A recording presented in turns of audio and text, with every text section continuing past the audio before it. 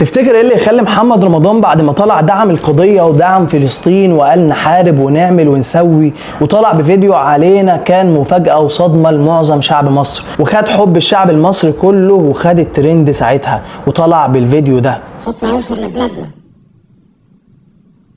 بلادنا عندها جيوش وعندها أسلحة، وبنشتري أسلحة وبنشتري دبابات وبنشتري طيارات، وبنسيبها لحد ما تصدي وتترمي ونشتري غيرها. هنستخدمها امتى؟ أسلحتنا وجيشنا وجيوشنا. وصوتنا يوصل لمين بره؟ احنا عايزين مين بره يدافع عننا؟ ده قمة الجبن وقمة عدم الرجولة، وقمة لما نقول احنا عايزين نكتب بالانجليش عشان بره يعرفوا ان احنا بنتضرب. وانت فين؟ انت فين بلدك وفين جيشك؟ وطبعا كلنا تفاجأنا ان هو من اول الداعمين لشركة بيبسي وشركة الكيان الصهيوني. طب ليه محمد رمضان بالذات عمل الموقف ده؟ قبل ما اقول لك ليه محمد رمضان عمل كده، تعال احكي لك قصة اكبر منافق في التاريخ، هو عبد الله بن سلول رأس المنافقين على ايام الرسول صلى الله عليه وسلم.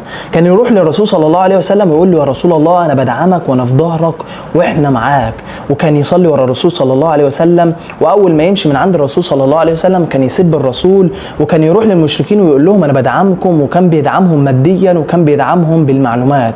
ومن اكبر المواقف اللي بينت قد ايه هو منافق ان هو راح للرسول صلى الله عليه وسلم في غزوه احد وقال له يا رسول الله ان احنا نطلع نحاربهم ونطلعوا واحنا بندعمك واحنا في ظهرك وهنساندك وهنعمل ونسوي، وشجع الرسول صلى الله عليه وسلم ان هو يطلع للحرب. ولما الرسول صلى الله عليه وسلم جمع الجيش وطلع للحرب، وكان عدد المسلمين ساعتها 1000 مقاتل وعدد المشركين كان 3000 مقاتل، ويرجع عبد الله بن سلول بثلث الجيش من نص الطريق. انت متخيل فظاعه الموقف؟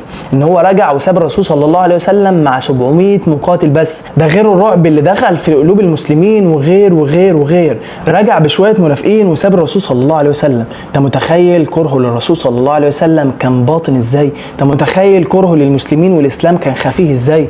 طب ايه دخل عبد الله بن سلول بمحمد رمضان؟ هقول لك هو نفس الموقف بس باختلاف الاحداث. عبد الله بن سلول رجع وساب الرسول صلى الله عليه وسلم من نص الطريق، ومحمد رمضان يلا قتله ويلا اعملهم ويلا عندنا اسلحه بتصدي، ومع اول مشتري باع القضيه كلها ورجع وساب القضيه خالص. وطبعا طلع بالفيديو اللي بيدعم فيه بيبسي. بص كده.